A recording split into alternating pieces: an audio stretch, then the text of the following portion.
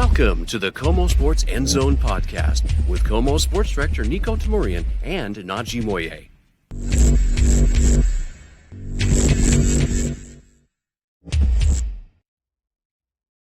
Well, hey, let's talk about it. The NFL Draft. Welcome to the KOMO Sports End Zone. Of course, we are counting down the days, the hours really at this point, until round one of the NFL Draft. By the way, you can watch first 3 rounds on KOMO Thursday and Friday.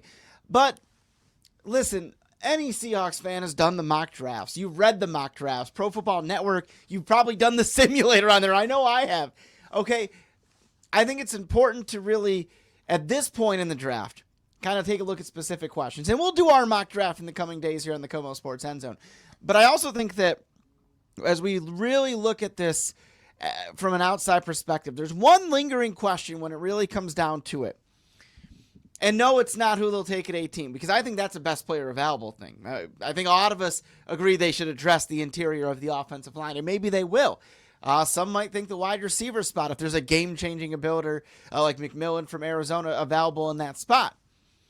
But I think that when you look at the larger picture here, I think one of the big waves will be, will the Seahawks take a quarterback? It doesn't matter when. It doesn't matter where. Will they take a quarterback at some point in their 10 picks in this NFL draft? And we have a poll up for you right now. It is on my X page at Nico Tamurian. We're leaving it up for a bit there. So far, the votes are saying yes for the most part, but sometime round 3 or beyond. We'll talk about that in a minute.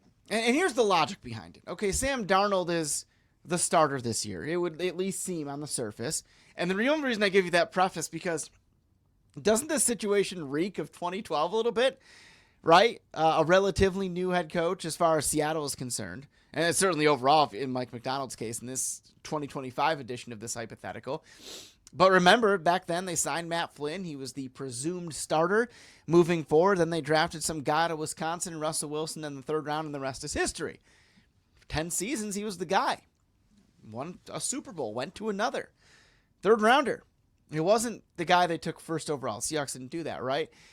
And so I guess the point in saying that is, like, it's just a parallel. Doesn't mean that's going to happen in this draft. But, you know, when I say Sam Darnold is the starter, we say it in a presumed fashion just because of that. So you don't quite know what's going to happen in that regard. But while so much of the quarterback conversation is around the guys at the top, the Cam Wards, the Shedeur Sanders, Jackson Dart has been flying up the mock drafts.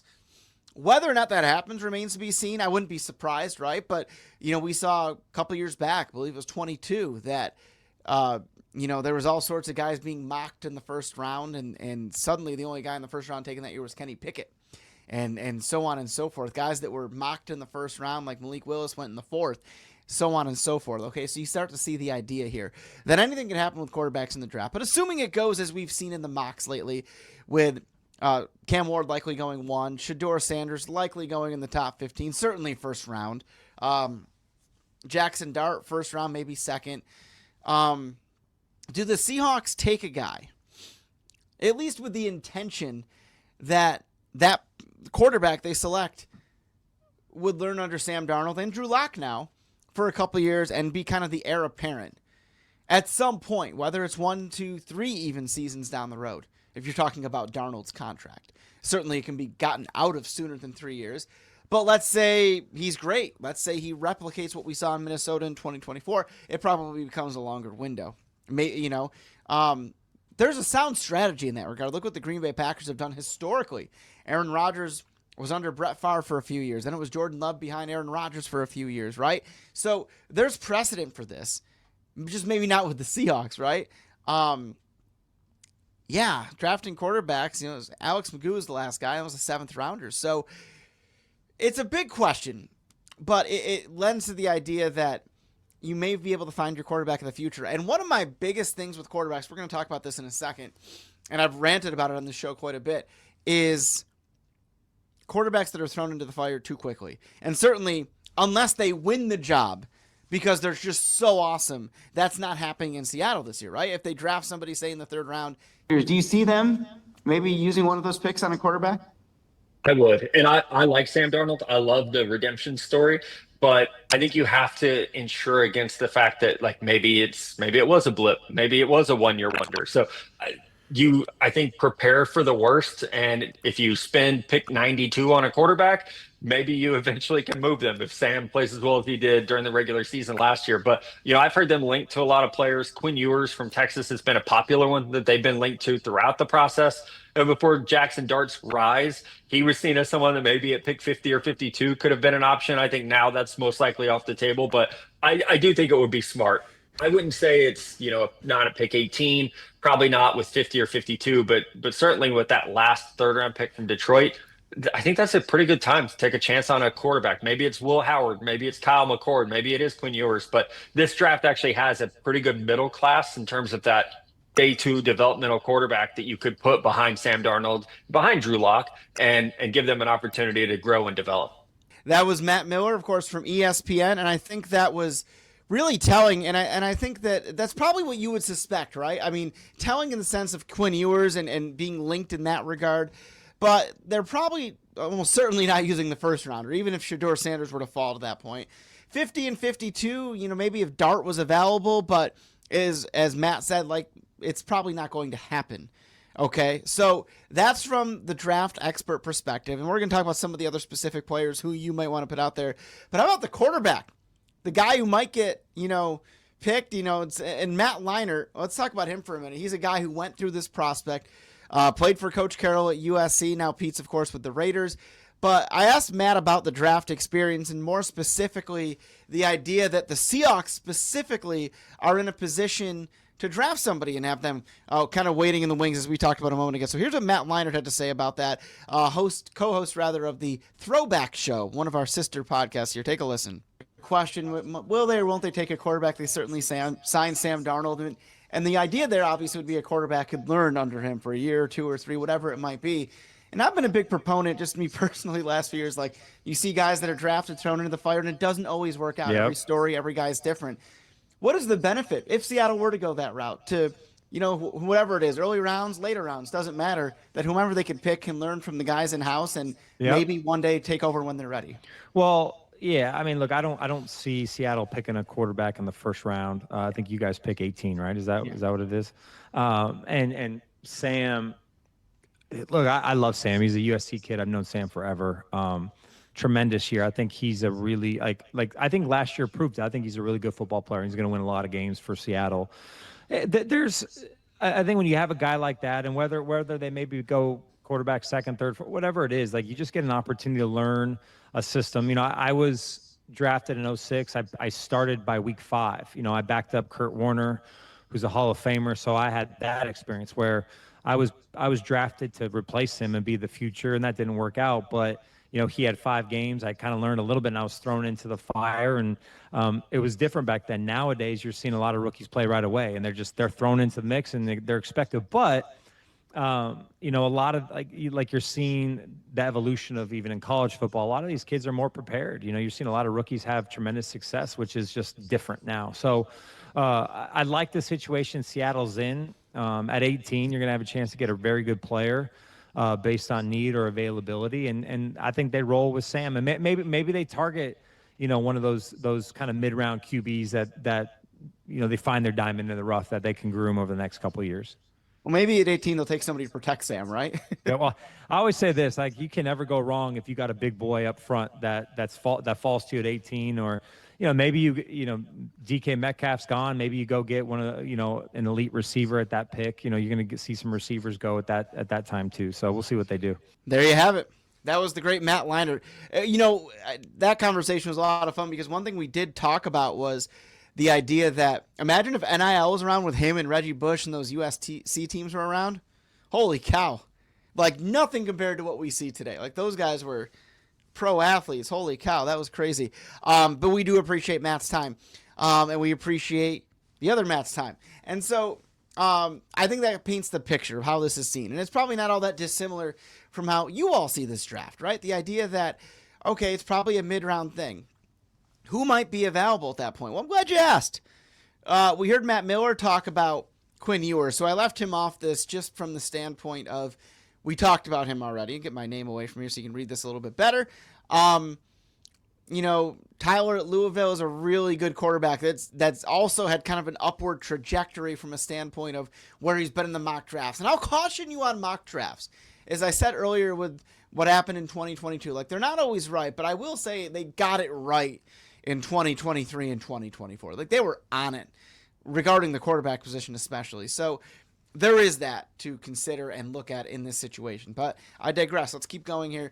Jalen Milroe would be really interesting from Alabama, right?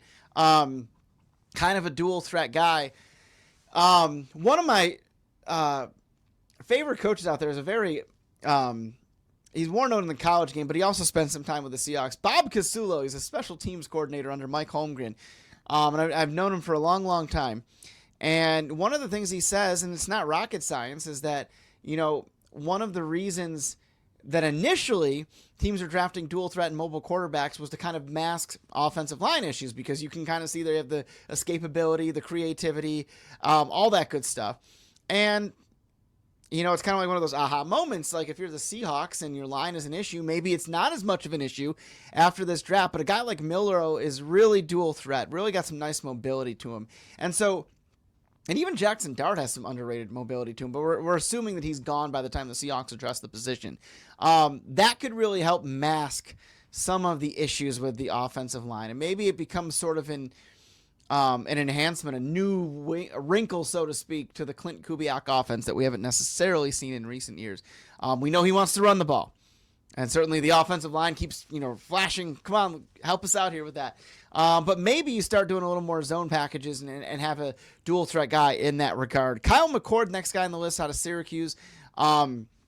Guy that, obviously was a big deal at Ohio State, then transferred. They got Will Howard, who's another guy that we didn't put on this list that maybe the Seahawks target in those mid to late rounds. McCord had a sensational year, 34 touchdowns, 12 picks. 5 of those 12 came in one game. Okay, so there is that kind of jumps out at you if you're an NFL team, but by all accounts, he's handled that question well in interviews. But he's a guy that set all sorts of ACC and school records at that place. So that's really impressive. Dylan Gabriel out of Oregon, maybe he doesn't pass the size test, so to speak, but a guy named Rust, who was also in this situation, did that all right. Maybe he is at the tail end of things as Wilson, but for a long time, he was a pretty darn good quarterback here in Seattle. So those are just some guys to keep an eye on here, potential mid-round quarterbacks.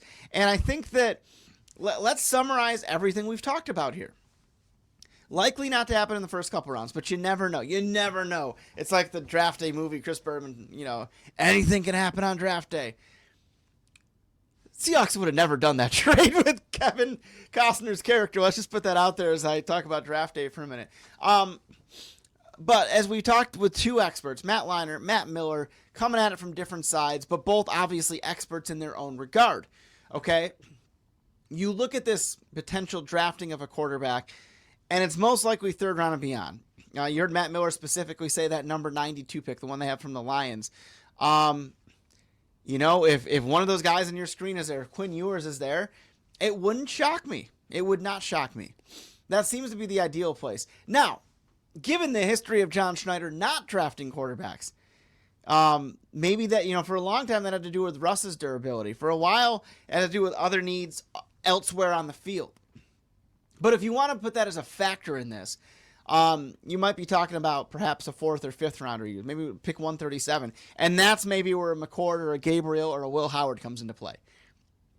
And you heard Matt Miller say it. This is a really good middle of the draft kind of thing. And we all know the stories. Brock Purdy is like the face of the Niners. He was Mr. Irrelevant, literally the last pick. You've heard ad nauseum Tom Brady, 199th, 6th round, right? Like, those things happen, but they don't happen all the time. But, there's definitely something to be said for where these guys are on your screen and where the Seahawks might be able to take them. So keep an eye on these names. Certainly Quinn Ewers, as we had mentioned as well. Some other guys that could be around at 82, 92, 137, so on and so forth. All right. This is a lot of fun. Like I mentioned, you can vote on X at Nico Tamurian. We have the poll posted there for you. You can also certainly comment on this video. Let us know. And we're going to do an actual mock, just one of those Pro Football Network ones to kind of see what happens there. We'll do a couple of them because if you've ever done those, like there's some really unrealistic scenarios that pop up and you're like, well, sure, I'll take Travis Hunter 18th. Like, not going to happen. But you know what I'm saying? So we'll do a couple of those at least to kind of weed out those scenarios. Right? That is certainly a great podcast, and we'll be addressing this moving forward as we take a look at the question, 2025 NFL Draft, will the Seahawks take a quarterback? Take care, everybody.